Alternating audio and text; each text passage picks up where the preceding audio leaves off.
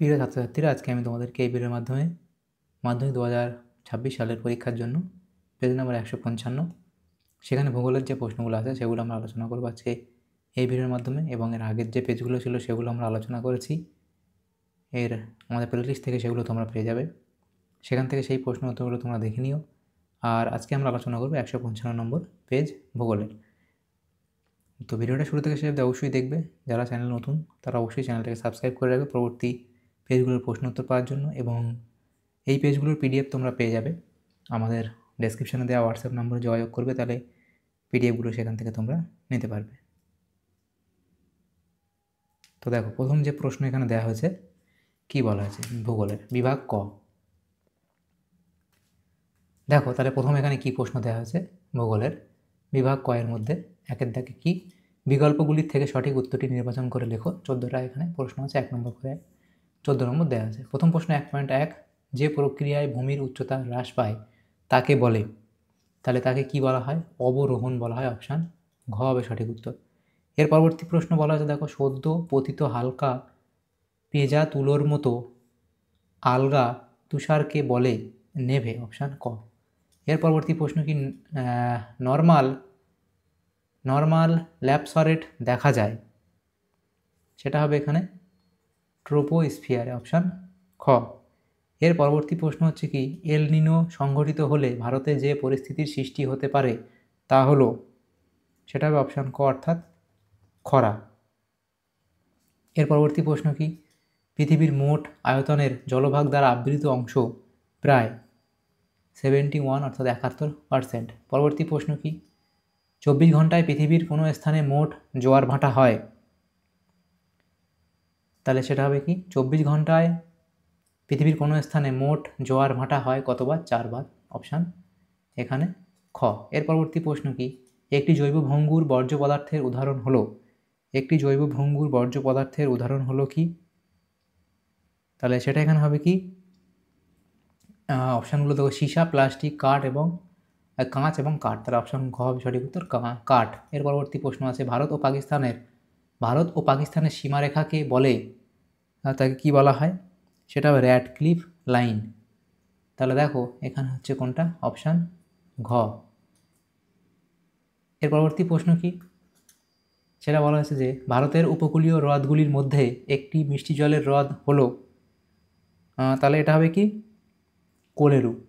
Option গ। এর পরবর্তী প্রশ্ন হচ্ছে, ব্যাসল্ট শিলার আবহ বিকারের ফলে সৃষ্ট মৃত্তিকা হলো কৃষ্ণ মৃত্তিকা। অপশান গ। এর পরবর্তী প্রশ্ন হচ্ছে, সামুদ্রিক লবণাক্ত বাতাস প্রয়োজন হয়, সেটা হবে সামুদ্রিক লবণাক্ত বাতাস প্রয়োজন হয় ইক্ষু চাষে, চা চাষে, গম চাষে নাকি কফি চাষে, সেটা হবে কি, অপশান খ অর্থাৎ চা চাষে। এর পরবর্তী প্রশ্ন যেটা বলা হয়েছে, দেখো, ভারতের বৃহত্তম মোটরগাড়ি নির্মাণ কেন্দ্রটি হলো কি, সেটা হবে গুরগাঁও। ভারতে রেলবগি তৈরি হয়, সেটা কোথায়, সেটা হচ্ছে পোরাম্বুরে। এটা অপশন ঘ হবে। পরবর্তী প্রশ্ন, ভূবৈচিত্র্য সূচক মানচিত্রে লাল রং দ্বারা বোঝানো হয়, সেটা হবে কি, সড়ক পথ। অপশান খ। তাহলে এখানে যে এমসিকিউ টাইপ প্রশ্নগুলো ছিল সেগুলো হলো। এর পরবর্তী যে প্রশ্নগুলো আছে, দেখো, বিভাগ খ 2 দাগের প্রশ্ন, নিম্নলিখিত বাক্যগুলি শুদ্ধ হলে পাশে সু এবং অশুদ্ধ হলে পাশে অ লেখো। 2.1 প্রশ্ন বলা আছে, যে কোনো 6টি প্রশ্নের উত্তর দাও। 2.1.1, নদীর মধ্য নিম্নগতিতে পলল শঙ্কু সৃষ্টি হয়, তাহলে এটা ঠিক না ভুল বলা হয়েছে, তাহলে এটা আমাদের কি বলা হয়েছে, ভুল বলা হয়েছে, তাহলে কি লিখবে, এটা অশুদ্ধ। পরবর্তী প্রশ্ন কি, হিমরেখার অবস্থান মেরু অঞ্চলে সমুদ্র জলের কাছাকাছি অবস্থিত, এটা এখানে তোমাদের শুদ্ধ বলা হয়েছে। এর পরবর্তী প্রশ্ন, জেট বায়ু এক ধরনের জিওস্ট্রফিক বায়ু, তাহলে এটা এখানে তোমাদের শুদ্ধ বলা হয়েছে। এর পরবর্তী প্রশ্ন কি, চন্দন গাছ জন্মায় পর্ণমোচী অরণ্যে, এটা এখানে তোমাদের শুদ্ধ বলা হয়েছে। এর পরবর্তী প্রশ্ন কি, গোদাবরী নদী গ্রস্ত উপত্যকার মধ্য দিয়ে প্রবাহিত, এটা এখানে তোমাদের অশুদ্ধ বলা হয়েছে। পরবর্তী প্রশ্ন কি, বর্জ্য হলো মানুষ দ্বারা সৃষ্ট বাতিল দ্রব্যাদি বা পদার্থ, তাহলে এটা কি হবে, বর্জ্য হলো মানুষ দ্বারা সৃষ্ট বাতিল দ্রব্যাদি বা পদার্থ, এটা এখানে তোমাদের ঠিক বলা হয়েছে, অর্থাৎ এখানে তোমাদের এটা হবে কি, শুদ্ধ। এর পরবর্তী প্রশ্ন 2.1.7, উপগ্রহ চিত্রে বিভিন্ন চিহ্ন প্রতীকের সাহায্যে ভৌগোলিক বৈশিষ্ট্যগুলি বোঝানো হয়।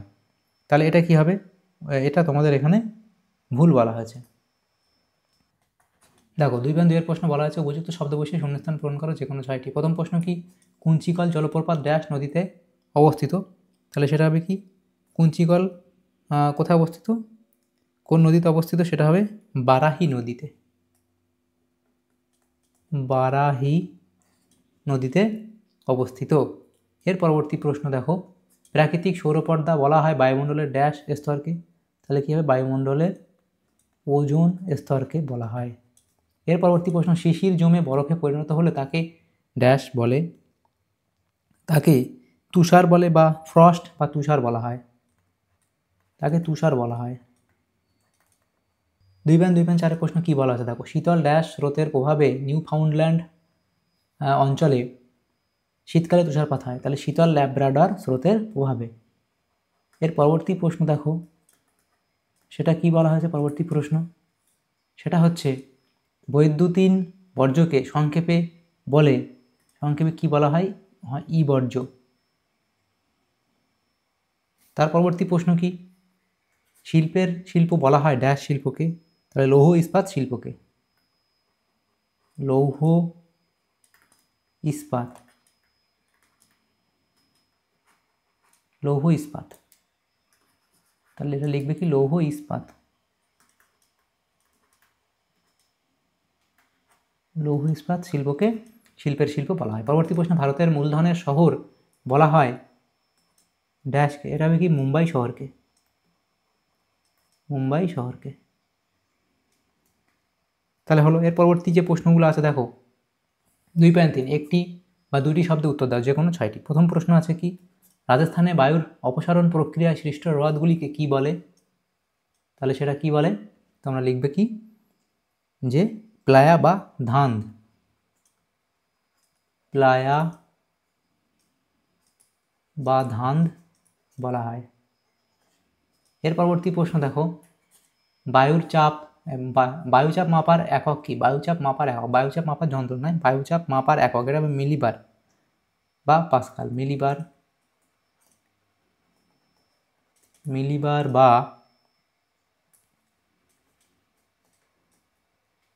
লিখবে পাস্কাল। এর পরবর্তী প্রশ্ন কি? মেরু সাগরে কোন ধরনের সমুদ্র স্রোত সৃষ্টি হয়?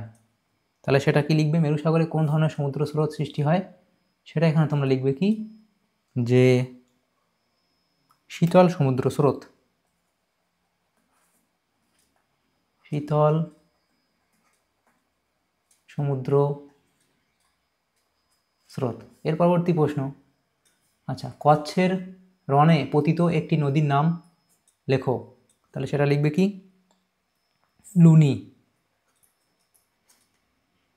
এর পরবর্তী প্রশ্ন, ভারতের কোন উপকূলে বছরে দুবার বৃষ্টিপাত হয়? তোমরা এটা জানো, এটা হচ্ছে কি? করমণ্ডল উপকূলে।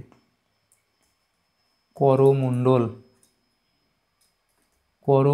করমণ্ডল উপকূলে। পরবর্তী প্রশ্ন দেখো, এখানে পরবর্তী প্রশ্ন বলা আছে দেখো, ভারতে কোন প্রকৃতির অরণ্য সবচেয়ে বেশি দেখা যায়? তাহলে সেটা এখানে লিখে দিই। সেটা লিখবে কি? যে ক্রান্তীয় পর্ণমোচী অরণ্য। ক্রান্তীয় পর্ণমোচী অরণ্য। এর পরবর্তী প্রশ্ন দেখো, সেটা কি বলা হয়েছে? সেটা হচ্ছে কলকাতার পাতাল রেল কত খ্রিস্টাব্দে চালু হয়? কলকাতার পাতাল রেল কত কত কত খ্রিস্টাব্দে চালু হয়? সেটা হচ্ছে 1984 খ্রিস্টাব্দে। এর পরবর্তী প্রশ্ন কি? সেটা এখানে বলা হচ্ছে দেখো, উপগ্রহ চিত্র কী রূপে প্রকাশ করা হয়? সেটা হবে কি? ডিজিটাল তথ্যরূপে। ডিজিটাল তথ্য রূপে। এর পরবর্তী প্রশ্ন দেখো, সেটা কি বলা হচ্ছে? 2.4 সেটা হচ্ছে কি? বাম দিকের সাথে ডান দিকেরগুলি মিলিয়ে লেখো। এখানে চারটে মেলাতে বলা আছে, বাম দিক এবং এদিকে ডান দিক দেওয়া আছে। প্রথম প্রশ্ন কি, চেরি ব্লসম, সেটা হবে 3-এর সাথে মিলবে কর্ণাটক। আঁধি হচ্ছে কি, সেটা মিলবে রাজস্থান। হারমাট্টান সেটা মিলবে পশ্চিম আফ্রিকা। মহানদী হচ্ছে ওড়িশা। এভাবে তোমরা বাম দিক ডান দিক মেলাবে, তাহলে হয়ে যাবে। আচ্ছা, আমাদের যদি পিডিএফ তোমরা নিতে চাও, আমাদের এই হোয়াটসঅ্যাপ নম্বরে যোগাযোগ করবে, তাহলে তোমরা সেখান থেকে পিডিএফগুলো নিতে পারবে। এবিটিএ টেস্ট পেপার এবং পর্ষদ যে টেস্ট পেপারগুলো আমরা আলোচনা করবো এই চ্যানেলে, সেই সমস্ত পিডিএফ তোমরা পেয়ে যাবে। তোমাদেরকে 10 টাকা পেমেন্ট করতে হবে, তাহলে সেই পিডিএফ তোমরা সেখান থেকে পেয়ে যাবে। আমাদের এই হোয়াটসঅ্যাপ নম্বর যোগাযোগ করে পিডিএফ নিতে চাইলে। পরবর্তী প্রশ্নগুলো দেখো, বিভাগ গ, সেখানে 3-এর দাগের যে প্রশ্ন আছে, নিচের প্রশ্নগুলির সংক্ষিপ্ত উত্তর দাও। প্রথম প্রশ্ন আছে দেখো, 6টা প্রশ্ন আছে 3-এর দাগের, এবং ঘতে যে প্রশ্নগুলো আছে 4-এর দাগ, সেখানে 4টে প্রশ্ন 3 নম্বর করে আছে। এগুলো নেক্সট পেজে আমরা আলোচনা করবো। দেখো, প্রথম প্রশ্ন কি 3.1, সেটা বলা আছে অপসারণ গর্ত কীভাবে সৃষ্টি হয়। তাহলে অপসারণ সৃষ্ট গর্ত সেটা লিখবে, অথবা দিয়ে হিমশৈল কি সংজ্ঞা লিখবে, সৃষ্টির কারণ এবং এর বৈশিষ্ট্য লিখবে। নিরপেক্ষ আর্দ্রতা বলতে কী বোঝো, তাহলে সংজ্ঞা লিখবে একটি নির্দিষ্ট উষ্ণতা, স্প্রিংটা ঠিক করবে এটা। এটি নিরপেক্ষ উষ্ণতায় নির্দিষ্ট আয়তনের বায়ুতে যে পরিমাণ জলীয় বাষ্প থাকে তাকে নিরপেক্ষ বা চরম আর্দ্রতা বলে। এর প্রকাশের একক উদাহরণ দেবে এবং এর বৈশিষ্ট্য তোমরা লিখবে। পরবর্তী প্রশ্ন দেখো, হিমপ্রাচীর কাকে বলে, কথা দিয়ে প্রশ্ন। সংজ্ঞা লিখবে কি, সমুদ্র জলের উষ্ণতা, লবণতা ও ঘনত্বের পার্থক্যে যখন দুটি স্রোত সমুদ্রের কোনো অংশে মিলিত হয়ে একটি স্পষ্ট বিভাজন রেখা তৈরি করে তাকে হিমপ্রাচীর বলে। এর অবস্থান দেবে। বৈশিষ্ট্য লিখবে কি, প্রাচীর বলতে কোনো উচ্চতার পার্থক্য বোঝানো হয় না। এখানে প্রাচীর কথাটি দুটি রং এর বিভেদ বোঝাতে ব্যবহৃত হয়। এই অঞ্চলের উষ্ণতা প্রায় 10 ডিগ্রি সেন্টিগ্রেড হয়। এখানে সমুদ্র জলের লবণতার পরিমাণ মাত্র 4%। কম্পোস্টিং বলতে কী বোঝো, সংজ্ঞা লিখবে কি, কম ক্ষতিকারক জৈব বর্জ্য থেকে বিভিন্ন প্রকার ব্যাকটেরিয়া ও ছত্রাকের সাহায্যে জৈব সার বা কম্পোস্ট সার উৎপাদনের পদ্ধতিকে কম্পোস্টিং বলে। দুটি পদ্ধতিতে কম্পোস্টিং হয়।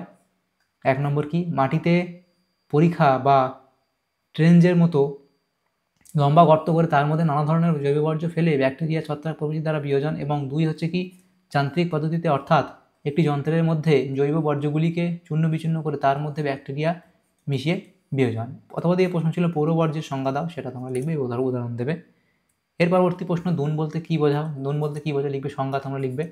শিবালিক ও হিমালয়ের মাঝে সৃষ্ট নিম্ন উপত্যকাকে ধুন বলে। উৎপত্তি কীভাবে লিখবে, এর বৈশিষ্ট্য তোমরা লিখে দেবে, 2-4টে উদাহরণ দেবে। অথবা দিয়ে প্রশ্ন, বহুমুখী নদী পরিকল্পনার সংজ্ঞা দাও। সংজ্ঞা লিখবে যে পরিকল্পনার মাধ্যমে উঁচু অঞ্চলে নদীর ওপর বাঁধ দিয়ে সমগ্র নদী উপত্যকায় বন্যা নিয়ন্ত্রণ, জলসেচ, জলবিদ্যুৎ উৎপাদন, জলপথে পরিবহন, মাছ চাষ, পানীয় জল সরবরাহ প্রভৃতি একাধিক জনহিতকর উদ্দেশ্য বাস্তবায়িত করা যায় এবং নদী উপত্যকা অঞ্চলের সার্বিক কল্যাণ সাধিত হয়, তাকে বহুমুখী নদী উপত্যকা পরিকল্পনা বলে। যেমন দামোদর উপত্যকা পরিকল্পনা, ভাখরা নাঙ্গাল পরিকল্পনা, হীরাকুদ পরিকল্পনা প্রভৃতি। উদ্দেশ্য লিখবে নদী উপত্যকা পরিকল্পনার বহুমুখী উদ্দেশ্যগুলি হলো জলসেচ, জলবিদ্যুৎ উৎপাদন, বন্যা নিয়ন্ত্রণ, এগুলো লিখবে। যেহেতু 2 নম্বর দেওয়া আছে, এত অব্দি লিখলেই হবে। পরবর্তী প্রশ্ন 3.5, সেখানে কি বলা আছে দেখো, সেটা বলা হয়েছে যে ভারী ইঞ্জিনিয়ারিং শিল্পের সংজ্ঞা দাও। তাহলে সেই সংজ্ঞা, অবস্থান, উদাহরণ দেবে। বাণিজ্যিক ফসল কি, উদাহরণ দেবে। দূরসংবেদনের সংজ্ঞা দাও, সংজ্ঞা এবং শব্দার্থ, উপাদান লিখবে। অথবা দিয়ে প্রশ্ন, মিলিয়ন শিট বলতে কী বোঝো, তাহলে মিলিয়ন শিট কি, সেটা লিখবে। তাহলে আমাদের দেখো 3-এর দাগের প্রশ্নগুলো হলো, এবং বিভাগ গ হলো। বিভাগ ঘতে যে প্রশ্নগুলো আছে দেখো, সেগুলো আমরা এখানে আলোচনা করব। প্রথম প্রশ্ন কি, যেটা বলা হয়েছে যে সমুদ্র বায়ু ও স্থলবায়ুর মধ্যে পার্থক্য লিখবে। তাহলে সমুদ্র বায়ু এবং এদিকে স্থলবায়ু, তার সংজ্ঞা, সময়, উৎপত্তি, গতিবেগ, বায়ুর প্রকৃতি, শক্তি, প্রভাবিত অঞ্চল এবং প্রভাব, এগুলোর উপর ভিত্তি করে পার্থক্য তোমরা লিখবে। এর পরবর্তী প্রশ্ন, অথবা দিয়ে প্রশ্ন, সেটা বলা আছে উষ্ণ মেরু অঞ্চলে বায়ুর কার্যের প্রাধান্য দেখা যায় কেন। তাহলে এই পয়েন্টগুলো তোমরা করবে। এর পরবর্তী প্রশ্নগুলো দেখো, সেটা বলা হচ্ছে পরিবেশের উপর বর্জ্যের 3টি প্রভাব আলোচনা করো। তাহলে পৃথিবীতে প্রতিদিন ক্ষতিকারক বর্জ্য পদার্থের পরিমাণ ক্রমশ বৃদ্ধি পাচ্ছে। ভারতে প্রতি বছর প্রায় 62 মিলিয়ন টন বর্জ্য সৃষ্টি হয়। এই বর্জ্য পদার্থ যেমন পরিবেশ দূষণ ঘটায়, তেমনি জনস্বাস্থ্যেরও মারাত্মক ক্ষতি সাধন করে। যেমন 1 নম্বর, এই পয়েন্টগুলো তোমরা করবে।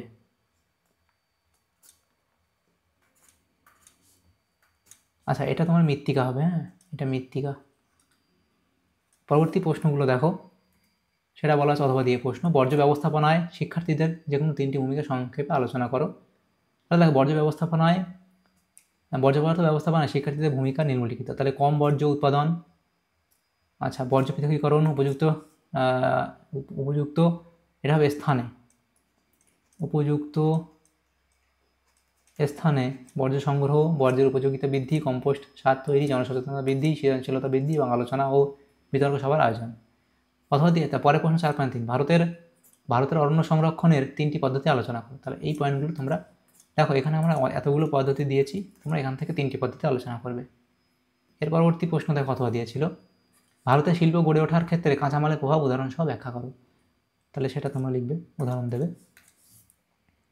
এর পরবর্তী প্রশ্ন জিও স্টেশনারি ও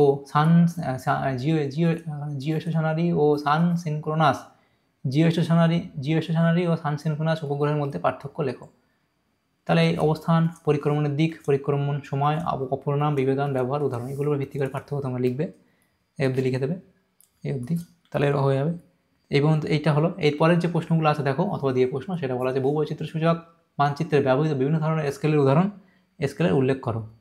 তাহলে সেখানে ভগ্নাংশসূচক স্কেল তার সংজ্ঞা বৈশিষ্ট্য দেবে, বিবৃতিমূলক স্কেল সেখানে সংজ্ঞা বৈশিষ্ট্য দেবে, রৈখিক স্কেল সেখানে সংজ্ঞা বৈশিষ্ট্য দেবে। তাহলে অবধি হয়ে যাবে। এর পরবর্তী প্রশ্ন দেখো, আচ্ছা আমাদের এখানে এই সমস্ত প্রশ্নগুলি ছিল।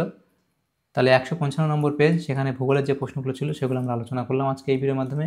এবিটিএ টেস্ট পেপারের বিভাগ ক, খ এবং গ এর মধ্যে, বিভাগ ক, খ, গ এবং ঘ এই 3-4টি বিভাগের সমস্ত প্রশ্নের উত্তর আলোচনা করলাম। তোমাদের যদি সামান্যতম উপকার এসে থাকে ভিডিওটা অবশ্যই লাইক করবে এবং বেশি বেশি করে বন্ধুদের সাথে শেয়ার করবে। আর পরবর্তী পেজগুলোর প্রশ্ন উত্তর পাওয়ার জন্য অবশ্যই তোমরা আমাদের চ্যানেলটাকে সাবস্ক্রাইব করে রাখবে। Thanks for watching.